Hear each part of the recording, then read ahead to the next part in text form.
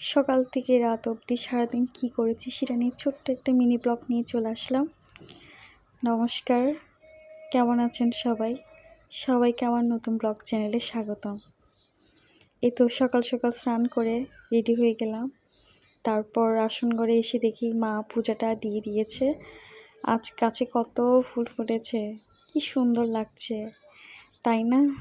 এ তো আমি প্রার্থনা করে নিলাম, প্রার্থনা করে চলে আসলাম নাস্তা বানাতে। আজকে অনেক লেট হয়ে গেছে, তাই হাজব্যান্ডকে বললাম ভাত খেয়ে যাও। সে সকালে ভাতটা তেমন খেতে চায় না, যদি ডিম ভাজি করে দিই আর আলু ভর্তা করে দিলে সকালে পান্তা ভাতটা খেয়ে যায়। এই তো দুপুরবেলার রান্না রেডি হচ্ছে। আজ রান্না মা করতেছে, মাছকে আলু ভর্তা করতেছে। অনেক দিন ধরে আলু ভর্তা খেতে ইচ্ছা করছে। এই কয়েকদিন ধরে মাছ খেতে খেতে আর একদম মাছ খেতে ইচ্ছা করছে না, তাই আজকে ঝাল ঝাল আলু ভর্তা আর ডাল আর সাথে বড়ার তরকারি, যেটা আমার হাজব্যান্ডের খুব পছন্দের। সে অনেকদিন ধরে খেতে চেয়েছে, করব করে করাই হয় না।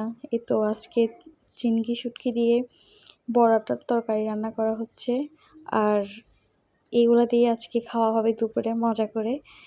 এ তো মা এদিকে বড়া ভাজতেছে আর আমরা গরম গরম বড়া নিয়ে খাচ্ছি। এটা অনেক মজা লাগে গরম গরম বড়া খেতে। তারপর পাশের চুলায় বড়ার জন্য ঝোল রান্না করা হচ্ছে, ঝোলটা রেডি করা হচ্ছে। এই তো আমরা সবাই গরম গরম বড়া খাচ্ছি। আজ খুব গরম পড়েছে, বাইরে কি রোদ, অনেক গরম পড়ছে। গরমকাল বুঝি ঢুকেই পড়েছে। এই তো দুপুরবেলা খেতে বসে পড়লাম। আজকে 2 রকমের ভর্তা করা হয়েছে, একটা তেল দেওয়া, একটা তেল ছাড়া, আর বড়ার তরকারি। দুইটাই নিয়েছি, আমি টেস্ট করেছি, আর ডাল। এ তো তারপর বিকালে ঘুমিয়ে পড়েছিলাম, আর বিকালে ঘুমটা আমার মাস্ট লাগে। তারপর এসে মা ছোলা ভাজি করছে। এ তো ছোলা দিয়ে মুড়ি দিয়ে খেয়ে নিলাম।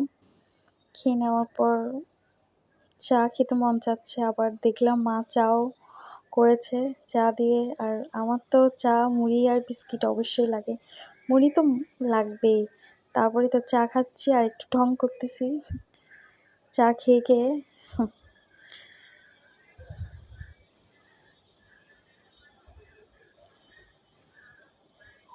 চাটা আসলে অনেক মজা হয়েছে, আমার মার হাতের চা অনেক মজার। আমাদের বাসার সবাই পছন্দ করে মার হাতের চা, অনেক মজা হয়। এই তো মজা করে চাটা খাচ্ছি আর একটু ঢং করছি।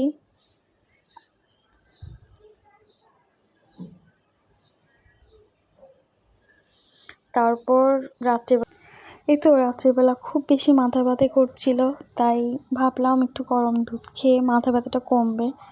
এই তো দুধ গরম করতে এসে দেখি দুধ নষ্ট হয়ে গেছে, আর প্রচুর গরম পড়ছে। এই গরমে দুধ বারবার নষ্ট হয়ে যায়, তো কি আর করার। এই দুধগুলাকে বাসায় লেবু ছিল, লেবুর রস দিয়ে ফেটে নিলাম। তারপর দুধগুলাকে ছানা তৈরি করে ফেললাম।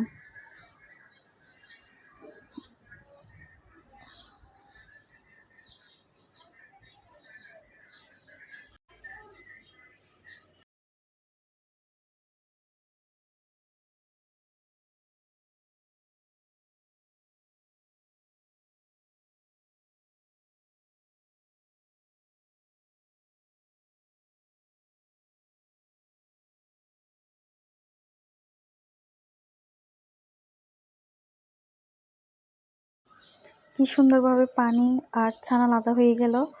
এরপর আমি কি করলাম, পাতলা একটা কাপড়ে ছানা আলাদা করে নিয়েছি। তারপর বাকি জলটা কি করে আমার ঠিক জানা নাই, আমি সেটা ফেলেই দিয়েছি। আপনাদের যদি আমার ভিডিও ভালো লাগে তাহলে অবশ্যই লাইক করবেন, কমেন্ট করবেন, শেয়ার করবেন, আর অবশ্যই সাবস্ক্রাইব করতে একদম ভুলবেন না। ভালো থাকবেন।